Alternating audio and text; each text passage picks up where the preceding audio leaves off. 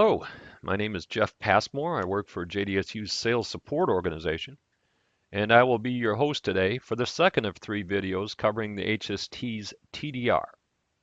Today's video will cover AutoID TDR. HST, for all practical purposes, has two distinctly different TDRs built into it. What I mean by that is one is AutoID, which is sort of like can be thought of as autopilot on an airplane. Minimal input from the user, very few things to set up. TDR does all the quote unquote thinking for you in terms of analyzing the return trace. Now that's in opposition to the manual mode TDR. What I tell technicians, the two couldn't be much further apart.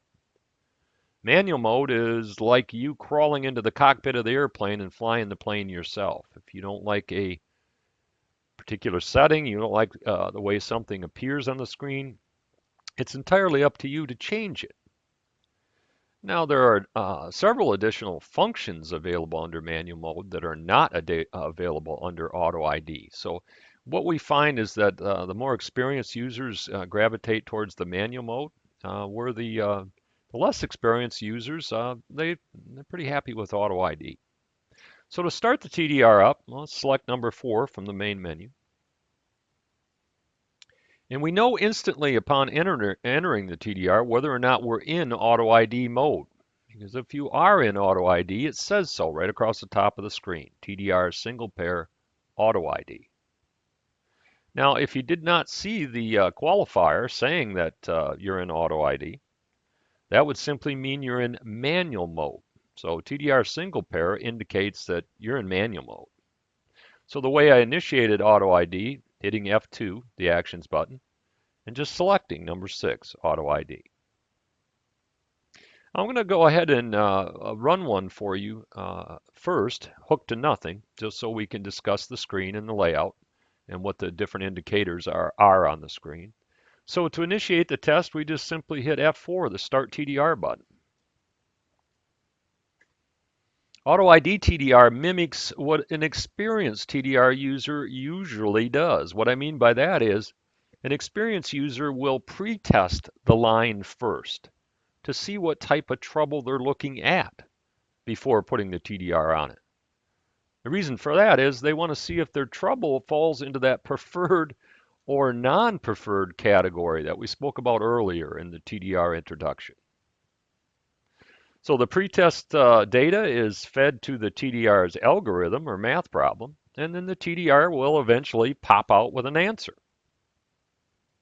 So since we're not hooked to anything, there is no fault indicator on this result. But as I said, this is just to step through the screen and to point out certain things. So top and left and right-hand corners of the screen are two distance markers. That represents the amount of real estate the HST thinks is showing you. The flat horizontal line in the middle of the screen is the return trace itself. The bump over to the left, or the hump up bump, however you want to refer to it, is the launch pulse, or where the energy is actually leaving the TDR. It's also associated with a term called blind spot, which we'll talk about when we cover the manual mode operation. In the middle of the screen, there's a vertical dotted line. It's the distance cursor. Its position on the screen corresponds directly to the box in the bottom left-hand corner labeled C1 or cursor 1. So right now my distance cursor is placed at 5,490 feet away from the tester. There are two ways to move the distance cursor. Way number 1 with either the left or right arrow keys. You see, as I move the distance cursor to the left, the C1 box gets bigger. That's just to enable you to see it a little easier. So that's way number 1. Way number 2, let's say I have a distance in my mind for whatever reason. One of my friends said, "Hey Jeff, check it at 1,000 feet." I could simply reach down and type in 1,000 using the keypad dialer. So just start typing on the keypad dialer. Once I press OK, the cursor would be snapped to the number I gave it, in my case 1,000 feet. Now, how accurately that number or that cursor is snapped to the number that you type in is all a product of the range and resolution that you're in. Speaking of range, in the bottom right-hand corner, you'll see that I'm in long range. AutoID TDR starts in short and stops in whatever range it detects a problem in. Well, since we were not hooked to anything, it just stepped its way all the way out to long.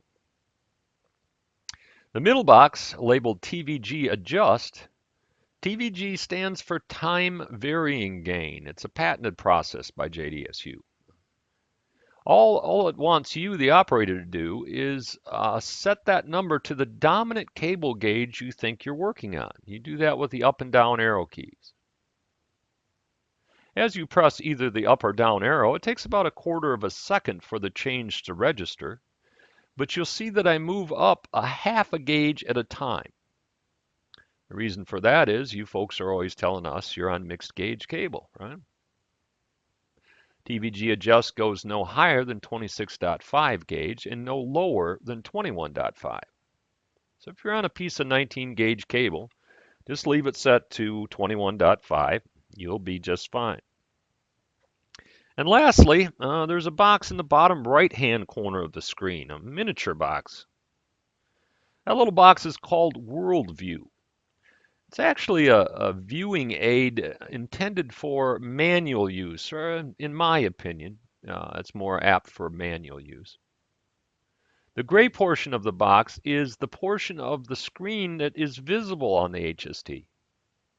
The white portion of the box is the portion that you cannot see. So let's say that we had a flat line here in the gray, but if we looked out in the white, we could just begin to see a dip up or down.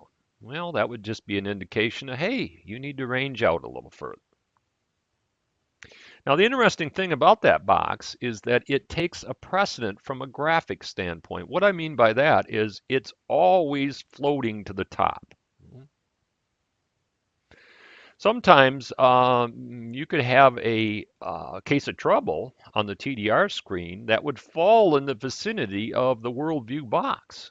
And it's conceivable that the worldview box could actually cover up part of an event that you're trying to look at. So for all those reasons, we made that box configurable. If you find the configure key right underneath cancel, select it once.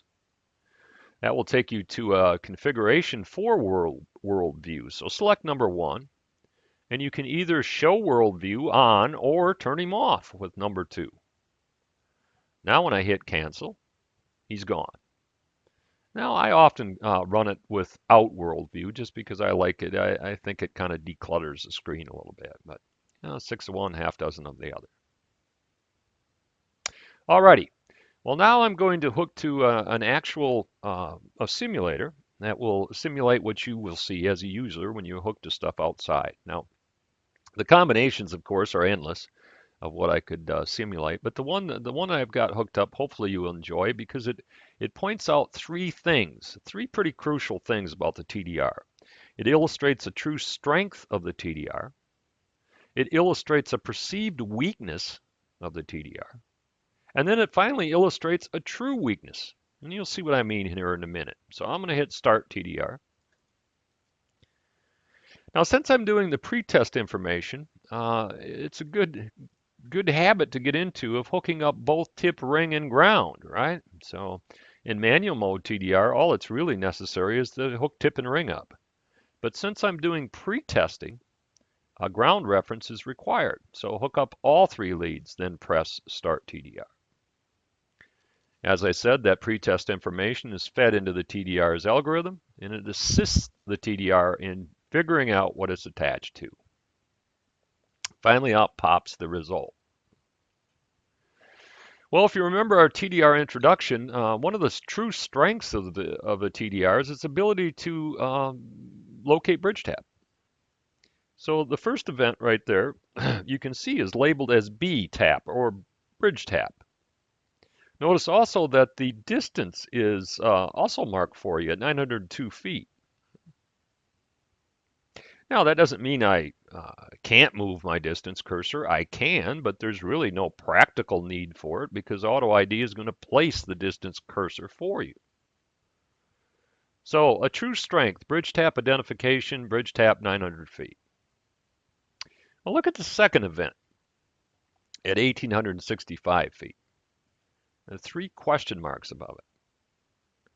Now, as I travel around the United States and train on the HST, some of the areas that I visit, the HST has been in the field for a long time, and when I come to this simulation, I usually get some teasing from the tower. Oh yeah, I see that 3 question mark stuff a lot.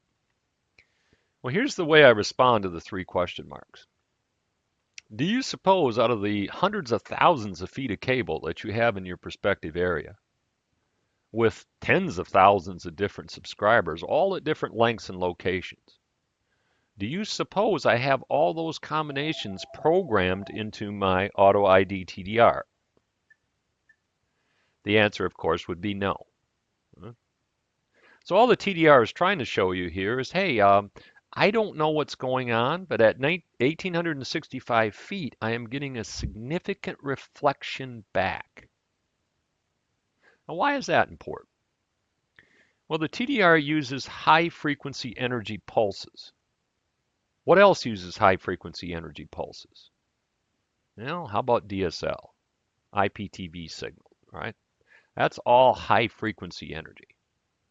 So as corny as it may sound, you can think of the return trace from an auto ID TDR shot as the road that your DSL signal has to travel down. You want the road with, you want the flattest road, right? You want the road minus the potholes and the big speed bumps. All right. Finally, wouldn't it be nice to see those pretest information or see the results from the pretest information? Right? Well, you actually can by selecting F3, the Results tab, and selecting number 3, the List View. Under the List View, I show you the results from the pretest information and the results from the TDR. TDR results obviously at the top. Well, I promised you a strength, a perceived weakness, and a true weakness. Well, let's look at my TDR pretest results. I didn't have any cross battery there, right? My AC volts were 0, but look at my leakage ohms. Greater than 999 is good, of course, but look at ring ground. Remember when we discussed the ohm meter, we said any value or number that came back without a letter next to it meant that it was really bad, right? So I'm dead grounded on the ring side. Well, dead ground on the ring side is going to significantly unbalance the pair. Well, look at longitudinal balance. 60 or greater is good, 30 is horrible. So those two results have just confirmed the other's presence, right? I got a dead ground on one side, I expect longitudinal balance to be horrible, and it is. So, strength, bridge tap identification, perceived weakness, the 3 question marks, and true weakness, it's the inability to deal with the ground, because ground isn't mentioned under the TDR results. Okay, I get back to the graph view the same way I got to the list view, just by selecting F3 and number 3, graph. And I'm back to the TDR graph view. Now, a few words on AutoID. To expect AutoID to label everything and to get every fault every time is impractical for the reason that we already talked about. The combinations are virtually limitless when you think about it. I'm okay if I mislabel a fault because really what I'm doing, what comes back from a TDR shot is a string of numbers as long as a football field. We're just analyzing the rise and fall of those numbers in addition to our pretest data to help us figure out what we think is there. Now, I'm okay with the mislabeling of results. For example, if you came to me and said, Jeff, you know, your AutoID told me there was a bridge tap out there at 900 feet, but I went out there, I didn't find a bridge tap. I did find an old terminal splice, though. I'd be okay with that. Now, if you told me, Jeff, your AutoID told me there was a bridge tap out there at 900 feet, and I went out there and I didn't find a thing, now you've got my attention. The reason being is that the reflected energy it's pretty hard for it to lie, right? It's pretty hard to ignore, for the machine to ignore X amount of reflected energy being bounced back towards it. So if you think along those lines, I think you'll understand where I'm coming from. I'm much more concerned about my device telling you there is a reflected event and you go out there and find none. That would be troubling as compared to me perhaps mislabeling a result. All right. Well, that pretty much concludes our second segment on TDR, Auto ID. I certainly hope you enjoyed it. And we'll also hope that you will join us for part three when we cover the manual operation. So thanks again, and we'll look forward to seeing you in part three.